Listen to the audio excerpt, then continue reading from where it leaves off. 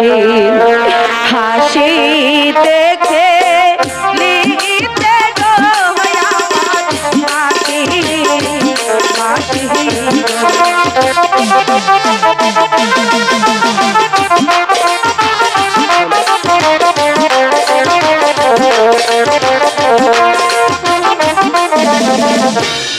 আরো দিনে আগে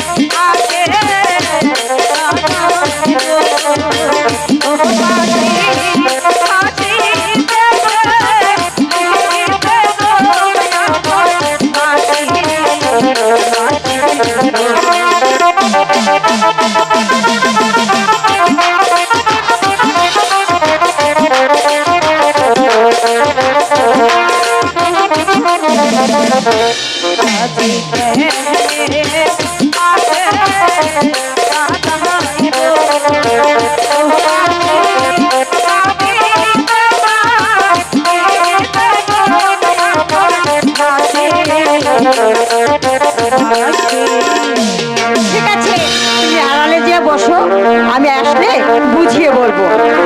ও মাসি গো, ও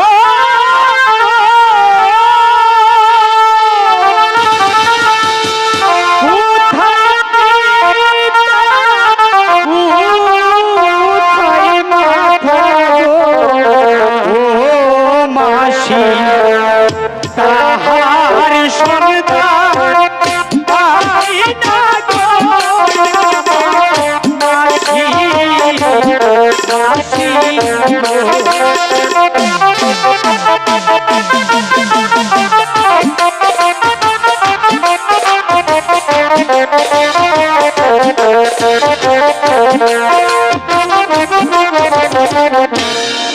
ওই ফুলে লেখা ওরা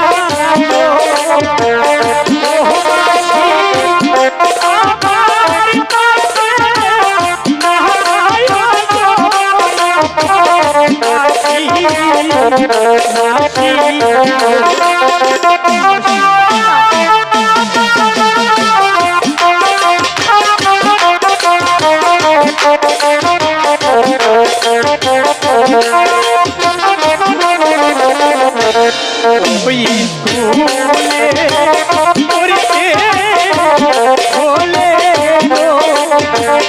ও মাসি লাগবে চলি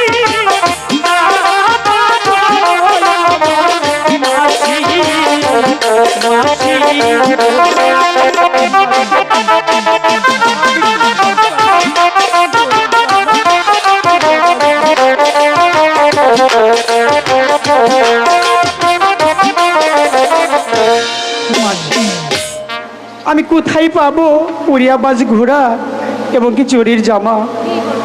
ঠিক আছে, তোমার দিদি শুনলে তোমাকে উড়িয়াবাজ ঘোড়া আর জরির জামা তোমাকে কিনে দিব। সত্যি বলছো? চলো, তোমার মুখটা অনেক শুকিয়ে গেছে, চলো তোমাকে কিছু খেতে দিই। ঠিক আছে মাসি, তাই চলো। হোক মেহেরবান খোদা, আমি কি শুনিলাম, কিন্তু আমি কি করব? হ্যাঁ হ্যাঁ, আমি আব্বার কাছে বলবো। কোথায় রইলে করেছি, তুমি যখন গণনা করে পেয়েছো আমার সম্মুখে দাঁড়িয়ে তুমি নির্ভয় বলবে কার ঘরে রয়েছে 12 বছরের যুবতী কন্যা? বলবো জাহাপনা? হ্যাঁ বলো।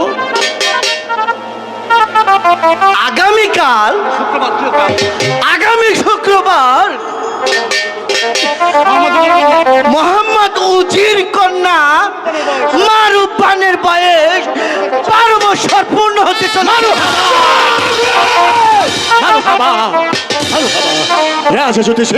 তুমি আমার খাজাঞ্চি খেলা থেকে তোমার মনে যা চায় তুমি সঙ্গে করে যা নিতে পারো। অজস্র পরিমাণ অর্থ নিয়ে তুমি তোমার গৃহে চলে যাও। ঠিক আছে জাহাপনা, ঠিক আছে। উজির সাহেব, আমি বুঝতে পারছি না কি অন্যায় কি অপরাধ করেছেন, কেন আপনি আমাকে বিভ্রান্ত করেছেন, কেন বা সেনা সৈন্য পাঠিয়ে গোটা রাজ্যময় ঘুরে এসেছেন, 12 বছর যুবতী কন্যার সন্ধান পাননি, অথচ আপনার ঘরে রয়েছে 12 বছরের যুবতী কন্যা।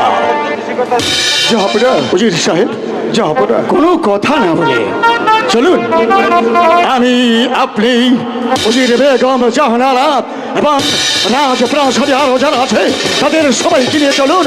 আগামী শুক্রবার আমার একমাত্র কন্যা শাহজাদা রহিমের সঙ্গে আমার একমাত্র কন্যা মা রূপবানকে আমার রহিমের সঙ্গে শুভ বিবাহ দিয়ে আমার সন্তানের জীবন রক্ষা করুন। জাহাপনা, বলুন। বাচ্চার ছেলের সাথে ওদের কন্যার বিবাহ, এর সেইতে আনন্দ আর কি আছে জাহাপনা? হ্যাঁ, তাই তো। কিন্তু জাহাপনা, কিন্তু উজির সাহেব, জাহাপনা, এত সুন্দরভাবে আমি আপনাকে সাজিয়ে বলেছি, এরপরে আবার কিন্তু কেন? আর কোনো কিন্তু নয়, কোনো দ্বিধা নয়, কোনো দ্বন্দ্ব নয়, সমস্ত কিছু ভুলে গিয়ে চলো উজির সাহেব, আমার একমাত্র সন্তানের জীবন রক্ষাতে আপনার একমাত্র কন্যাকে সাজিয়ে নিয়ে আসুন। আগামী শুক্রবার আমার একমাত্র কন্যা শাহজাদা রহিমের সঙ্গে তার শুভ বিবাহ হবে না। ও জাহাপনা, বিবাহ যে বদলে খেলা নয়, খেললো তা না হয় ভেঙে ফেললো।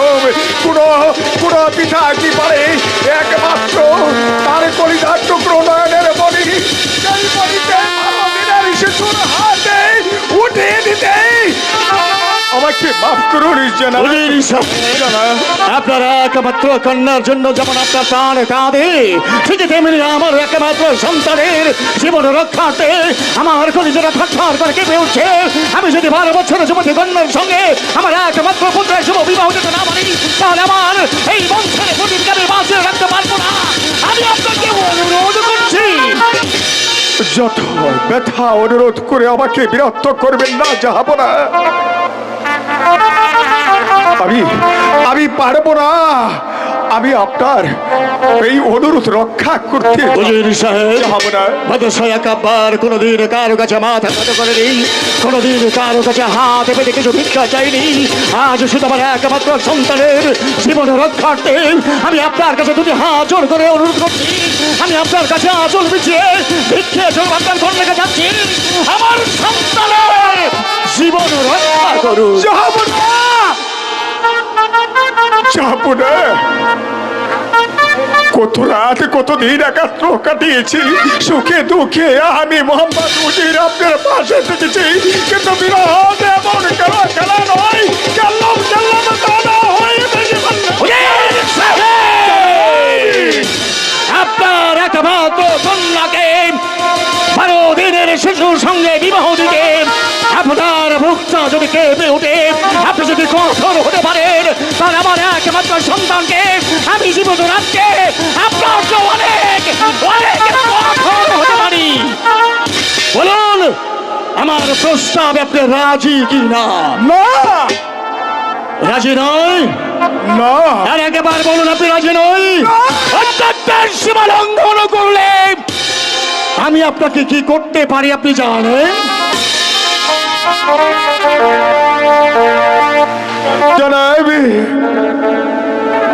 হতে পারে আমার প্রাণদণ্ড, যেতে পারে আমার এই জীবন, তবু তবু তবু আমি পারবো না আমার একমাত্র কলিজার টুকরো নয়নের মণিকে আমি ওই 12 দিনের শিশুর হাতে উঠিয়ে দিতে পারবো না। আমি আবার আপনার কাছে এসে ভিক্ষের জন্য হাত বাড়িয়ে দিয়েছি। আমার শেষ অনুরোধ, আপনি রক্ষা করুন উজির সাহেব। আপনি শুধু আমার উজির নয়, আপনি আমার পরম বন্ধু। বিপদে আপদে সব সময় আপনি আমাকে সহযোগিতা করে এসেছেন। আপনি আমাকে যুক্তি বুদ্ধি দিয়ে এই রাজ্য পরিচালনায় সাহায্য করেছেন। আজও আমাকে সাহায্য করুন, শক্তি দিন, আমার একমাত্র সন্তানের জীবন রক্ষা করুন। আমি রক্ষা করি জাহাপনা।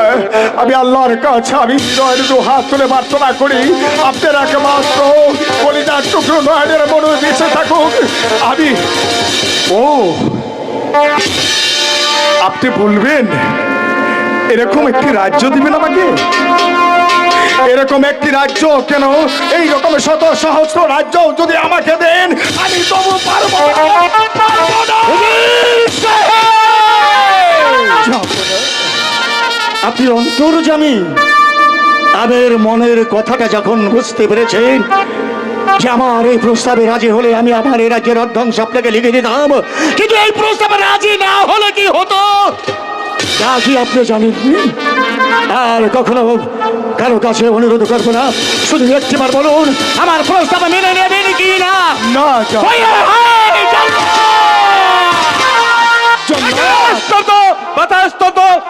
সারা পৃথিবী অনেক দিন যাবৎ আমি মানুষ হত্যা করিনি, মানুষ হত্যা করাই আমার কাজ।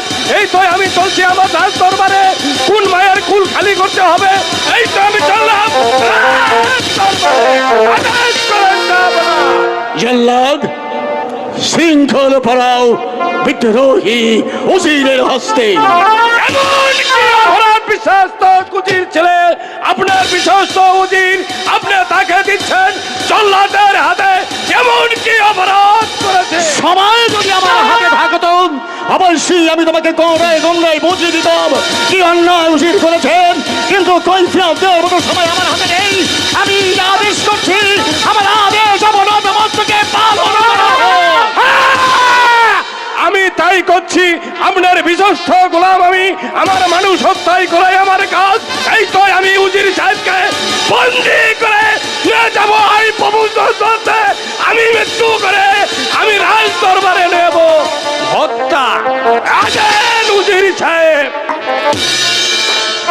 জল্লাদ, ওরে নিরাশপুরের জল্লাদ, আমাকে বন্ধন করলে যাবো না, যাবো না। আপনি শিকারে যাওয়ার পূর্বে আমাকে অপমান করে তাড়িয়ে দিয়েছিলেন, তবু আমি আপনার পুত্র সন্তানের কথা শুনে আবার এসেছি। আমি আপনার ওই 12 দিনের শিশুর হাতে আমার মার প্রাণকে অর্পণ করতে পারবো না বিদেয়ী আপনি আমাকে পূর্ণবার বন্দি করতে দ্বিধা করলেন না। নিয়ে যাও এই দরবা থেকে, তাকে নিয়ে যাও, নিয়ে যাবে বৌদ্ধ ভূমিতে, সেখানে নিয়ে তাকে হত্যা করে তার দপ্তর অন্তরে আমাকে উপহার দেবে। নিয়ে যাও। ব্যথা অনুরোধ করে আমার সময় নষ্ট করবেন না, আমি নয় যাব ওই রুদ্রিক তলায়, আপনাকে হত্যা করে আমি তাজা রক্ত নে হুকুম করতে। চলো, দাঁড়াও ভাই জল্লাদ, আমাকে তো হত্যাই করিবে ভাই, কিন্তু আমি যাবার পূর্বে একটি কথা বলে যাচ্ছি, শুনে নিজাহাপনা, আমি আপনার কাছে একটি অনুরোধ করে যাচ্ছি। আমি মোহাম্মদ উজির আপনার প্রাসাদী ছেড়ে জন্মের মতো চলে যাচ্ছি, কিন্তু আমার অভ্যন্তরে আমার একমাত্র কলিজার টুকরো নয়নের মণি মারুপানকে জানো চিনিয়ে আমার না হই। চলো হুজুর, মায়া কান্না শোনার সময় আমার নেই। চলো ব্যথা অনুরোধ করে আমার সময় নষ্ট করবেন না, যতই অনুরোধ করুন কোনদিন এই উজির সাহেবকে হত্যার হাত তুলে মুক্তি করবে না, মুক্তি করবে না।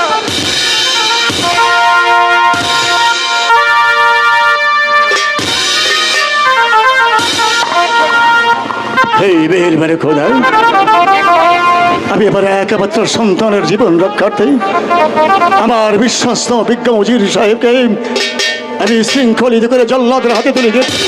জল্লাদ হয়তো তাকে এই পৃথিবী থেকে চিরতরে বিদায় নিয়ে চলে যাবে, কিন্তু আমি নির্ভয় বিশ্ব আমার একমাত্র সন্তানের জীবন রক্ষাতে আমি উজির সাহেবকে বন্দী করেছি, তাকে আমি হত্যা করতে দেব না।